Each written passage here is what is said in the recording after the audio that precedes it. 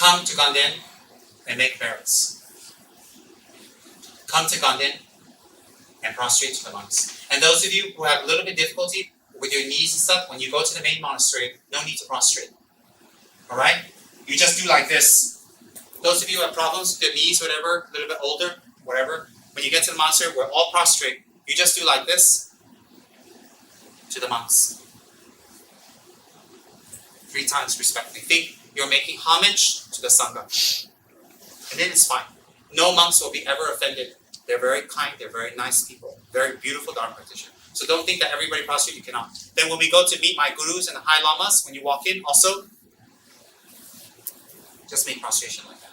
Okay? Just make prostration. It's good enough. And Tibetan way prostration, inside. And some of you are doing prostration retreats. Let me take this opportunity. I won't go into detail, but I'll just show you real quick. This is how you do a long prostration, okay? For all of you, very important. Watch carefully, okay? You will stand with your hand, with your feet, shoulder width apart, straight, looking at the object, not bent. Very important, straight. Then you take your hand and you make sure there's something inside, like Avalokitesvara, there's a jewel. So you offer something to the 3 jewels with something inside. This represents bodhicitta, represents offering great compassion. And when you offer great compassion, you wish to receive it.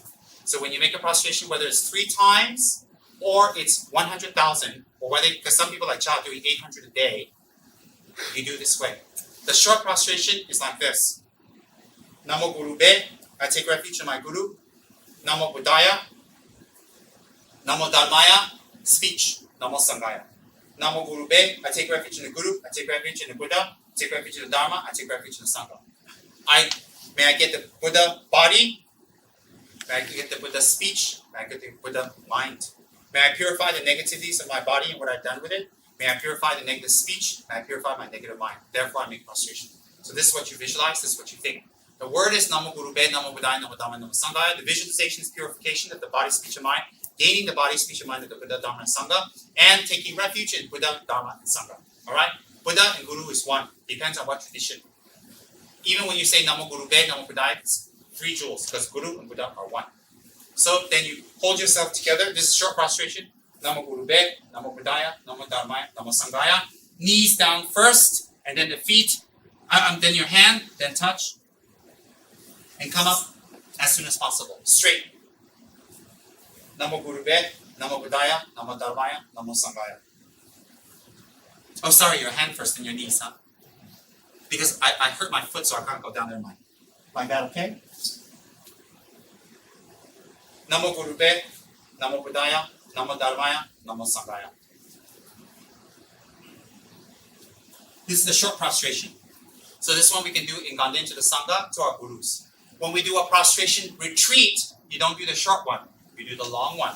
And the long one is exactly the same, except you go all the way down. So it's like this. Please watch carefully. For people in the retreat, very important, all right? By doing prostration retreats, you do 100,000, a lot of sickness is cleared. A lot of mind, unhappiness, cleared. The karma that comes from negative body actions are cleared. Very powerful. And another thing is people who do prostration retreats become very humble, become very nice people. Very nice. It destroys ego. Okay? Namo Guru Be, Namo Buddhaya, Namo Dharmaya, Namo Sanghaya. Then you slide forward like this. Put your hands up. Some people can do like this.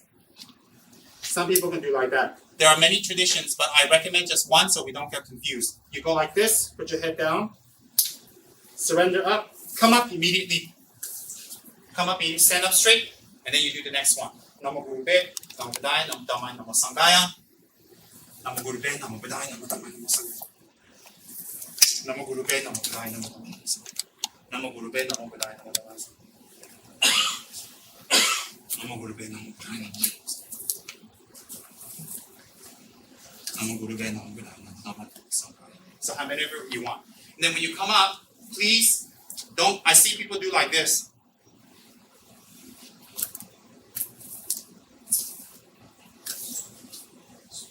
You need to go down. Don't. Back must be straight. Don't cheat. And when you go down, it's submitting your mind, your speech, your body to the Buddha, Dharma, and Sangha. When you come up, it is coming out of samsara. So the representation coming out is coming out of samsara ASAP, and make sure your hands are closed. Do not go down like this, or like this. This is, I don't know if it's true or not, but the old monks say if you keep your hands like that, you'll be born as an animal with webs. Or you can be like, I don't know, you can be like a Gila monster or something. And if you go down like that, you'll be born as an animal with wings. But I can't confirm. Let's put this, if you do about accident, you don't know, I don't think you come back as an antelope like a wrong prostration. But that's so cruel, can it? Anyway, do correctly. Your hands should be together. Alright? So when you go down, and when you go down, come up fast. Some people take their time, they did 500, they go down, they lay down. Come up fast. Why? Coming up fast is representative of coming out of samsara. And I see some people putting their malas on the floor counting. Very bad. Wrong. I see Tibetan people. Tibetan people just because Tibetan don't mean they know Dharma. I see people like this, They put their mala. Not good. And then they go like that. And they go like. And then they come up. Yes, in Bodhaya, I saw many. Cannot. You don't do your counting down there. You do your counting here. Modern way, we can do counting. We have a counter. For me, I memorize it. Because I've done it so much, I don't need a counter. 100, 200, I just memorize and I mark it. So I get up, I just mark it. I just mark it like that. I don't use a mala. And I see people, sorry, huh? I see people put mala on the floor. Very bad. They count, they prostrate, and down there they use the mala to count. No, cannot. Cannot. It's very bad. Anything related to Dharma, no, put on the floor. Floor is where we put our feet. It's not clean. Not respectful. Alright, you don't know you do it, it's not bad. Then some of you wear pendants when you make prostration. Then move your pendants to the back or take off. Why? The Buddha go to the floor. There's nothing bad, but you're flat in your pendant. Your Buddha pendant look like fat monk face or flat. No nose bridge one, you want like that. So your Tsongkhapa got big nose, your Vajrayogini like this. Your Vajrayogini nose and Vajrayogini flat. Not smart, right? Think about it. So when you do your prostrations, take off your pendants, convenient sit. And then you can wear knee pads. You can go to the sports store. I buy knee pads. Why? Too much, it hurt. Don't think, I do prostration, I purify karma, I suffer, never mind. Like, you think your mind's so high level, is it up? Little bit got cut, you're like, no more prostration, how do you do 3?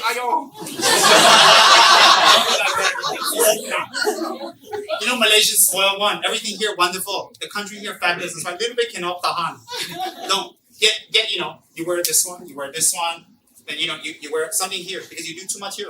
Boing. So you wear something here, then your husband and wife say, where are you going? I'm going for battle. Battle for what? Battle against samsara. Yeah, I do that. You see, I have a special board. Well, not anymore because Tashi made my board as big as a boat. It's huge. I said, no.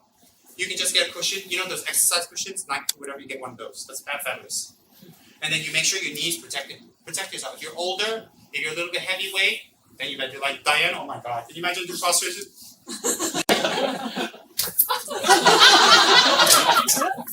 See Diane trying to get up?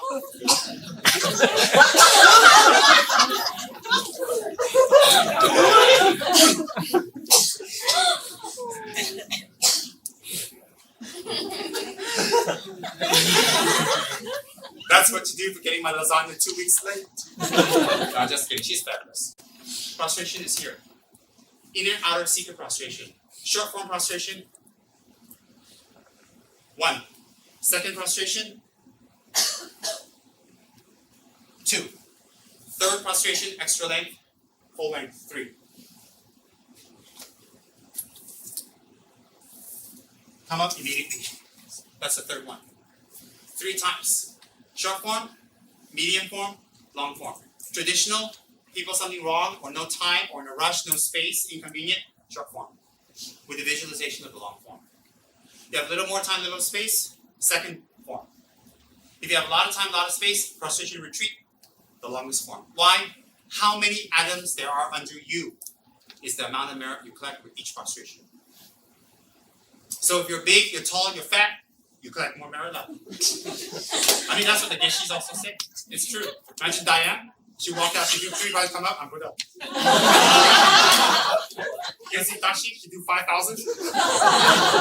Okay, that's why me can be a Buddha by prostration. You know, her skinny arms cover 3 atoms. And Diane goes down 5 million atoms. Rude, isn't it? That's right. So, and those of you who have problems with the body and stuff, you can't do prostration, it's okay. There's other practices.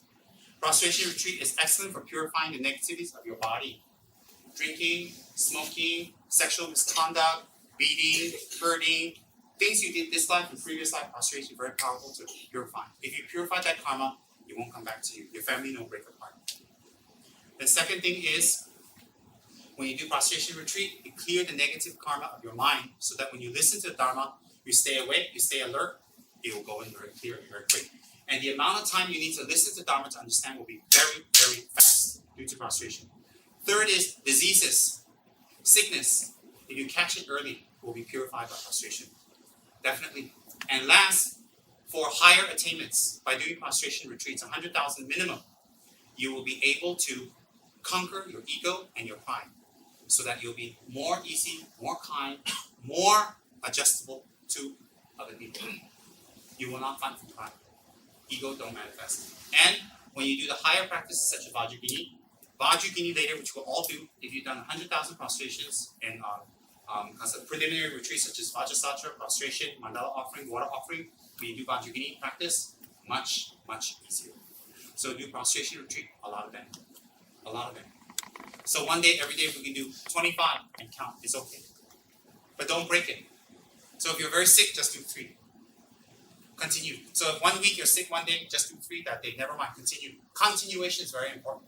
So you do 25, do 25. You want to do 50, 50. Sometimes do 50, 25. Set a number for yourself. And also, best benefit, when you do prostration, you get a fabulous body. You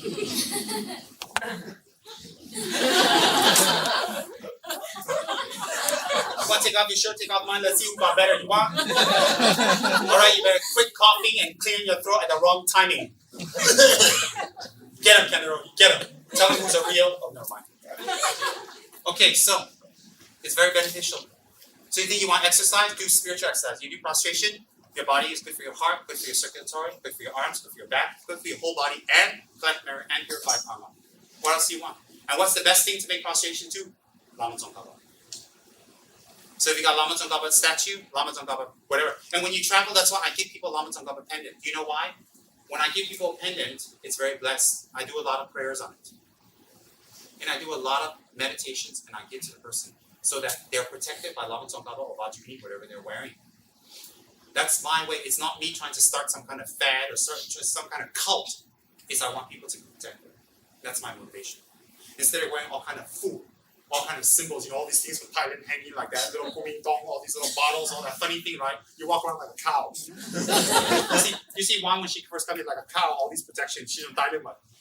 Said that once, and you're modern. You guys are modern, you dress well, look at you. You're beautiful people, you're modern, you're nice. Why do you want to wear all these chains with all these things, here got, I don't know, something like penis from Thailand, then have a baby inside a bottle, then have some old monk inside a bottle, then have a Tibetan chakra here. I know. When the Hantu come, the Hantu run not because you're scared. The Hantu don't run because you're wearing chakra. Hantu run because they look at you, they scare already. Even, never mind Hantu, your friend also run. Think. Then if you get one beautiful Buddha, which Paris did not because she's a traitor. Traitor. Okay. One Tsongkhapa, Vajrayogini, whatever Buddha you like, you wear, you get it consecrated. Simple. You're wearing a Buddha body. It blesses you. And when you travel, you want to do prostrations, you can take your Buddha and put it on there and make prostrations. How convenient. And for those of you who travel, get a pendant. Get the best. And if you don't like the pendants because they look simple, order through Ruby, get diamonds up. Diamonds are Rinpoche's best friend, don't forget. Get diamonds all over. On here, diamond eyes for Vajrayogini, diamond here, everywhere. Lama Tsongkhapa like diamond too, Deep down inside, he's a woman. Just kidding. He's a Buddha, no sex. So get Tsongkhapa with nice diamonds. One. That's why I give diamond Tsongkhapas to people. Diamond, whatever, or gold, whatever. It's offering. It blesses them. It's very powerful. You want to wear ornaments? Get cool chains and put a pendant on it. Show people. And when people see your Tsongkhapa and Vajrayogini, you also bless them. Why? To see it with them. Maybe you go China, you go India, you go Indonesia, you go England or wherever, you meet people who never even know what Buddha is. When they even see your pendant, you bless them. That's not a joke. You bless them. So those of you who are wearing pendants, you are very cool. You're my good books. You're me and Lama Tsongkhapa's friend. Those of you who are not, you're traitors. And I will reconsider your trip to Ganden with no refunds. All right, does everybody understand about prostration? I just want to tell that real quick.